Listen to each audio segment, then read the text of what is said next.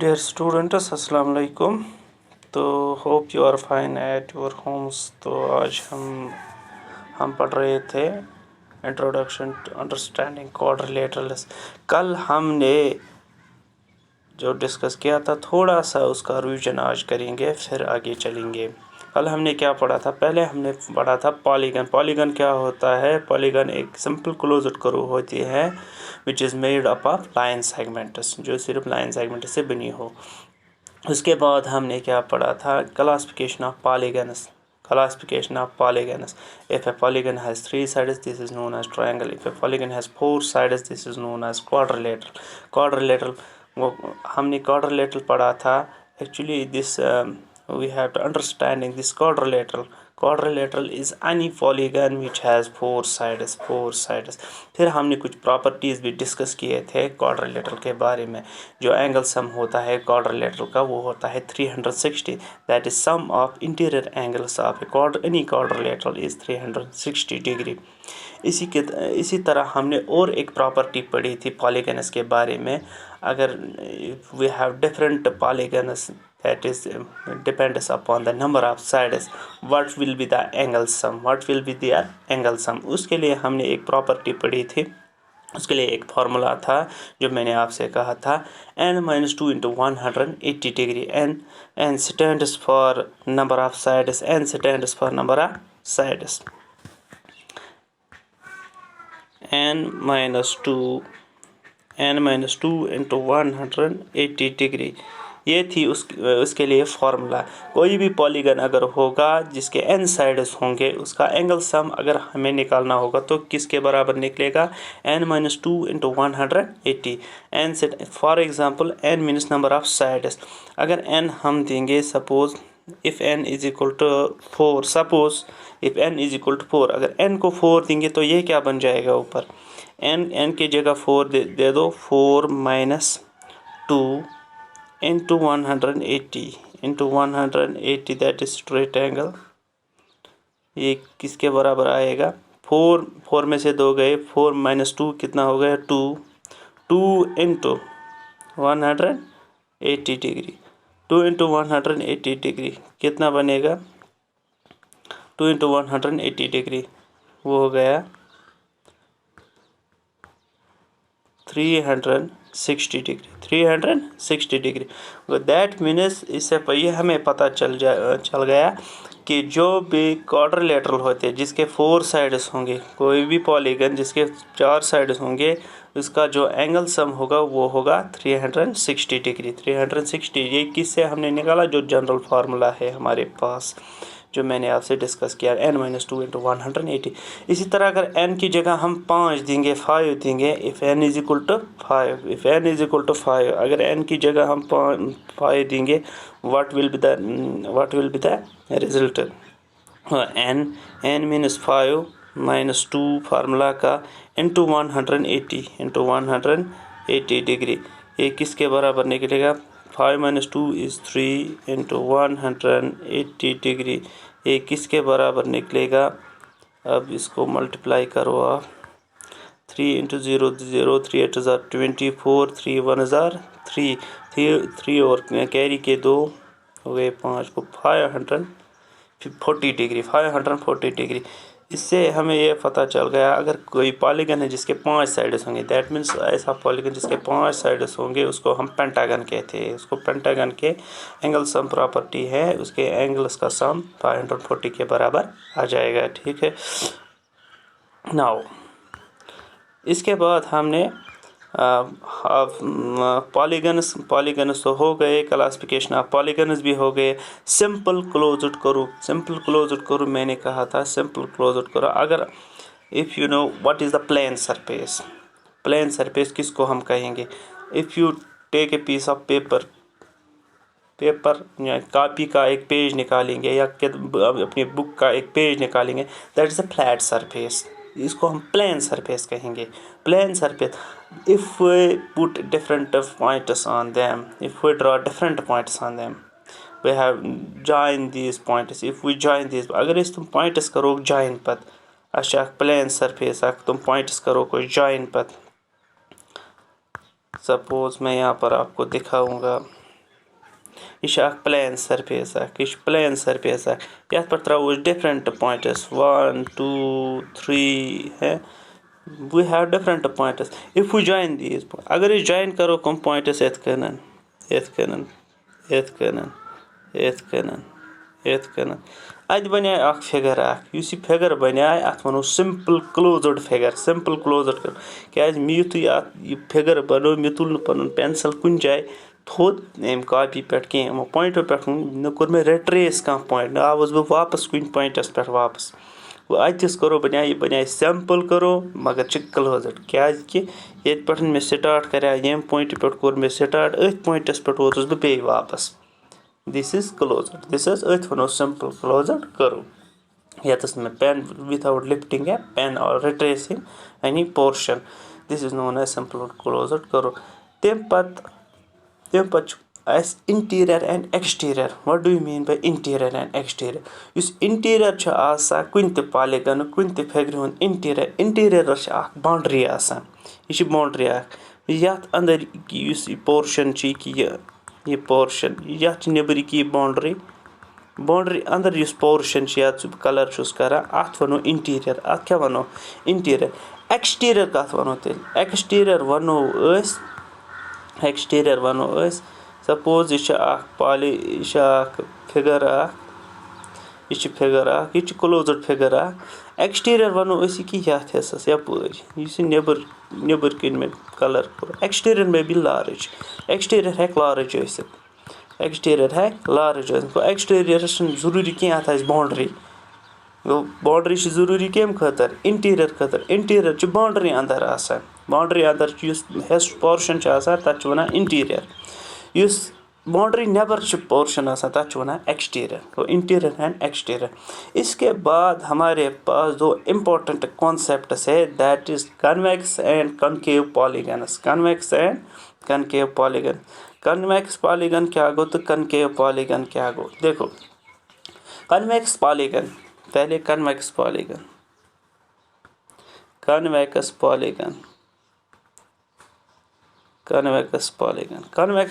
गो क्या convex polygon is a polygon which has no portion of its diagonal in its exterior यात इस diagonals त्रावो तात पे निबर कहाँ ते diagonal exterior portions में पे तत् कहाँ ते diagonal you know कल हमने diagonal पढ़ा है diagonal एक line segment होती है which connects two non consecutive vertices या two opposite vertices सो line segment इस connect करा दोन non consecutive vertex अच्छे वनान डायगोनल गो सब पॉलीगन यथ नेबर एक्सटीरियर साइड कहाँ ते डायगोनल पेवान कि तथ वनान कन्वेक्स पॉलीगन फॉर एग्जांपल यहाँ पर मैं एक पॉलीगन बनाऊंगा दिस इज अ पॉलीगन ठीक this is a polygon 4 sided polygon अगर अस वुचो ये पॉइंट ये वर्टेक्स नॉन कंजिक्यूटिव ये वर्टेक्स तो ये vertex non consecutive vertex consecutive गई तम vertex which belongs to the same line which belongs to the same line two vertices are said to be consecutive if they belong to the same line if they belong to the same side they are known as consecutive non consecutive yum belong asan exit line पे करा के exit sides पे आसन करा के तमन छ वनान non consecutive ये vertex तो ये vertex non consecutive अगर ये तो ये वुचो ये वर्टेक्स तो ये वर्टेक्स वुचो कंजिक्यूटिव ठीक ये तो ये नॉन कंजिक्यूटिव ये नॉन कंजिक्यूटिव वर्टेक्स रलावो पानवी लाइन सहित कम लाइन सहित रलावो नॉन कंजिक्यूटिव वर्टेक्स अत यह वनान डायगोनल अथ लाइन सेगमेंट वनान मन कनेक्ट ये तो ये नॉन कंजिक्यूटिव रलावो अक लाइन सहित अथ लाइन वनान डायगोनल अत वनान डायगोनल चूंकि इस क्वाड्रिलेटरल इस पॉलीगन अत डायगोनल अत पे जो डायगोनल दोशो डायगोनल पे अत इंटीरियरस मज अत वनो कन्वेक्स पॉलीगन क्या वनोस कन्वेक्स पॉलीगन इसके बाद है कनकेव पॉलीगन क्या गो concave polygon is that polygon which have a portion of their diagonal in its exterior यत एक्सटीरियरस मज आस पन डायगोनल पेवान यथ एक्सटीरियर हिस्सस मज डायगोनल पेवान अमिच कुछ एग्जांपल हेको ठीक अगर यह बना बह अख पॉलीगन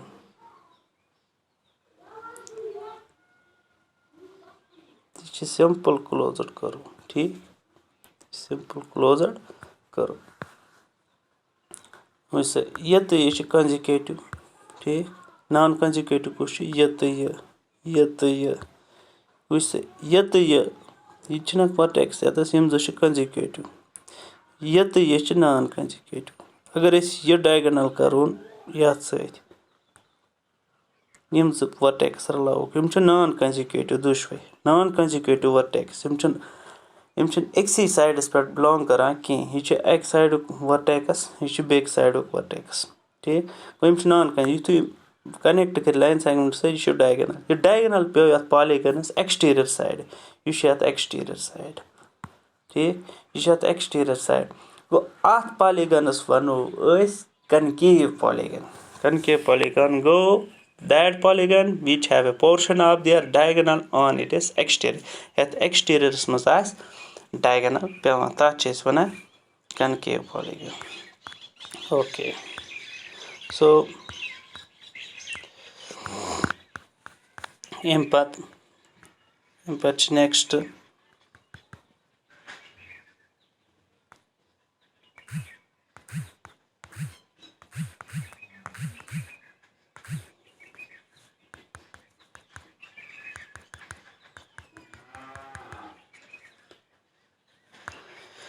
इसके बाद चलते हैं क्वेश्चन के exercise we have an exercise let us move to the exercise this is our exercise 3.1 आप अपनी किताब पर देखिए घर में exercise 3.1 given here are some figures यहाँ पर कुछ figures दी गई हैं we have to classify them on the basis of following in figures में से हमें ये दिखाना है इसमें सिंपल क्लोज्ड फिगर कौन है सिंपल कर्व कौन है पॉलीगन कौन है कन्वेक्स पॉलीगन कौन है और कनकेव पॉलीगन कौन है देखो पहले फिगर की बात करें अभी मैंने यही फिगर बनाई ये कौन सी फिगर है दिस इज कनकेव पॉलीगन मगर पहला पार्ट जो है वो सिंपल कर्व है सिंपल कर्व मैंने पहले ही आपसे डिस्कस किया है when we join number of points on a plane surface without retracing और lifting a pencil the curve we formed is known as plane curve वो जब भी हम कोई कर्व बनाते हैं विदाउट रिट्रेसिंग है अगर ये कर्व बनावन यह फिगर बनावन यह प्लेन यह क्लोज्ड तो प्लेन प्लेन फिगर क्या यथ हेको पेंसिल कंटिन्यू पकनयित यथ कन यह गि रिट्रेस कुन जाए न वत पेंसिल अत थोद न वत पेन अत थोद गो यह simple but closed simple curve यह सिंपल कर्व मज बी कुछ सिंपल कर्व गो सिंपल कर्व यी गोडनिच दोयम ते सिंपल कर्व त्रेयम सिंपल कर्व कह चोरम सिंपल कर्व कह यह सिंपल यह सिंपल यह सिंपल ठीक पहला इस गोडनुक ए पार्ट सिंपल कर्व अत मज कुस कुस 1 2 1 2 1 2 5 6 7 1 2 5 6 7 1 2 5 6 7 go a part C answer tai 1 2 5 6 and 7 इस गोडनिच फिगर दोयम फिगर पांचम फिगर शेम फिगर सतम फिगर अम सिंपल कर्वस क्या सिंपल कर्वस अम पे वुचन सिंपल क्लोज्ड कुछ सिंपल गोडनिच सिंपल क्लोज्ड दोयम सिंपल क्लोज्ड तम पे सिंपल क्लोज्ड यह सिंपल क्लोज्ड शेम सिंपल क्लोज्ड एंड सतम यह सिंपल क्लोज्ड ठीक सिंपल करो सिंपल क्लोज्ड करो गो अत बी पार्टस मज तीन उमै फिगर्स बी पार्टस मज तीन उमै फिगर्स गोडनिच दोयम पांचम शेम तो सतम सिंपल तो क्लोज्ड ते सिंपल 1 एंड क्लोज्ड 1 इसके बाद है पॉलीगन वुचन पॉलीगन कुस कुस मज पॉलीगन سۄ سِمپٕل کلوزٕڈ فِگر یُس صرف لاین سیگمنٹن ہٕنٛز آسہِ بنیمٕژ. گوٚو اگر أسۍ وٕچھو گۄڈنیُک چھُ یہِ چھُ سِمپٕل کلوزٕڈ گوٚو پالِگن چھُ دوٚیِم تہِ چھُ پالِگن ترٛیٚیِم چھُنہٕ پالِگن کینٛہہ کیازِ یہِ چھُنہٕ لاین سیگمنٹن ہُنٛد بنیومُت کینٛہہ. ژوٗرِم چھُنہٕ پالِگن کینٛہہ کیازِ کہِ یہِ چھُنہٕ سِمپٕل کلوزٕڈ کینٛہہ. سِمپٕل چھُنہٕ یہِ کینٛہہ کلوزٕڈ تہِ چھُنہٕ کینٛہہ. گوٚو یہِ تہِ چھُنہٕ پالِگن کینٛہہ. یہِ تہِ چھُنہٕ پالِگن کینٛہہ. یہِ چھُنہٕ لاین سیگمنٹن ہُنٛد بنیومُت کینٛہہ. یہِ تہِ چھُنہٕ پالِگن کینٛہہ. یہِ چھُنہٕ لاین سیگمنٹن ہُنٛد بنیومُت کینٛہہ. یہِ تہِ چھُنہٕ لاین سیگمنٹن ہُنٛد بنیومُت کینٛہہ. گوٚو یُس سی پاٹ چھِ سی پاٹس منٛز یی 1 اینڈ 2. سی پاٹس یی کُس سی پاٹس یی 1 تہٕ 2 یوت آنسر 1 اینڈ 2. سی پاٹس یی 1 تہٕ 2 آنسر. تمہِ پتہٕ چھِ اَسہِ کنویکس پالِگن. کنویکس پالِگن کُس چھُ؟ کنویکس پالِگن چھُ صرف 2 یوت. which has a simple closed curve which has a portion of diagonal on its interior. یتھ انٹیٖریرس منٛز آسہِ diagonal. گوٚو کنویکس پالِگن چھُ یتھ منٛز کُس؟ صرف 2. کنکیو پالِگن کُس چھُ؟ کنکیو پالِگن گوٚو گۄڈنیُک باقٕے چھُنہٕ کٕہٕنۍ کنکیو. گوٚو یتھ چھُ ایکسٹیٖریرس منٛز پیوان diagonal. گوٚو इसका मतलब है जो डी पार्ट है उसका आंसर 2 है. जो सी पार्ट है उसका आंसर 1 है. ठीक.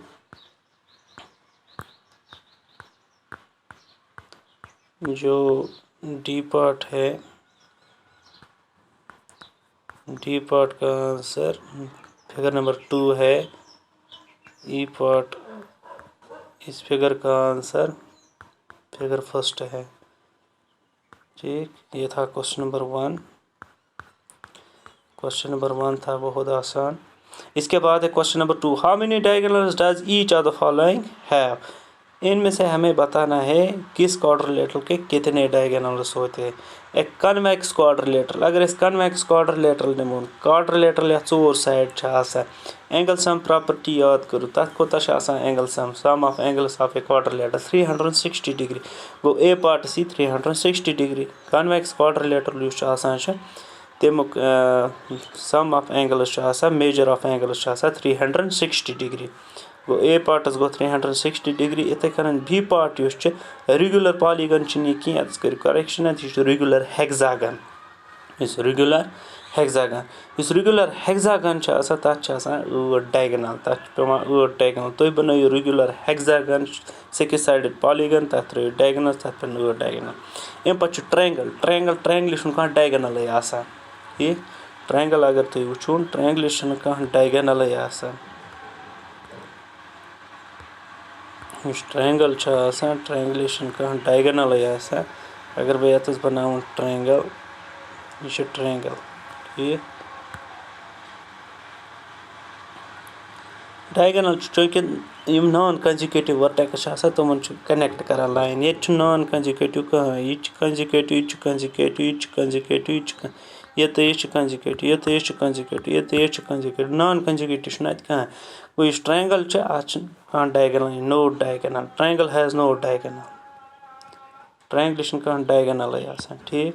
वो ये मकला ये क्वेश्चन. ये उस क्वेश्चन क्या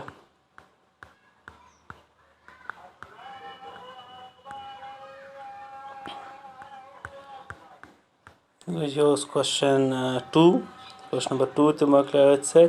Question number 3 what is the sum of measures of angles of a convex quadrilateral. Convex quadrilateral yus asan cha tath kya as angle sum 360 degree. वो इस question number 2 was ath one कथ figure कत्या diagonal छ आसान. convex quadrilateral छ 2 diagonal यवान. Quadrilateral use आसान तथ छ 2 diagonal आसान. रेगुलर पॉली हेक्सागन छ आसान.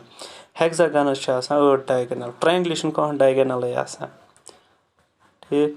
वो इस मेजर ऑफ एंगल्स छ आसान कन्वेक्स क्वाड्रिलेटरल तमुक मेजर छ आसान 360 degree as I have already told you in yesterday. Will this property hold if the quadrilateral is not convex. अब अगर न quadrilateral आस convex की क्या property छ तो hold करा. Yes. This property also holds. अगर इस concave quadrilateral निमो तम कन एंगलन हुन सम वुचो सित नेरती. For example यतस बना बुत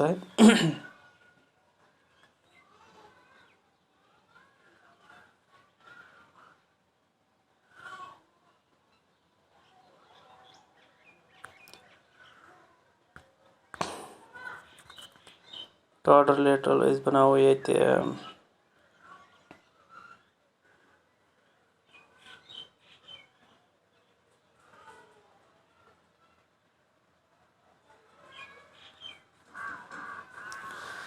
concave ٹھیٖک یتھ زن تراو بہٕ diagonal یِتھ کٔنۍ یہِ تراوو یتھ diagonal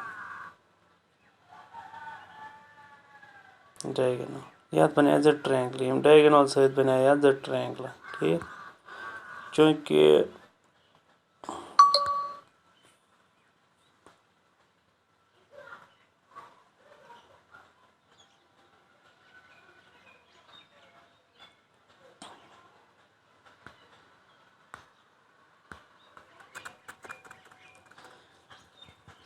convex concave quadrilateralس أسۍ diagonal چھِ منٛزٕ باگ تراوان تتھ چھِ بنان زٕ triangle پرٛٮ۪تھ کُنہِ triangle ہُنٛد angle sum چھُ آسان 180 دۄن triangle ہُنٛد کوتاہ گوٚو 360 degree this property also holds when the quadrilateral is not concave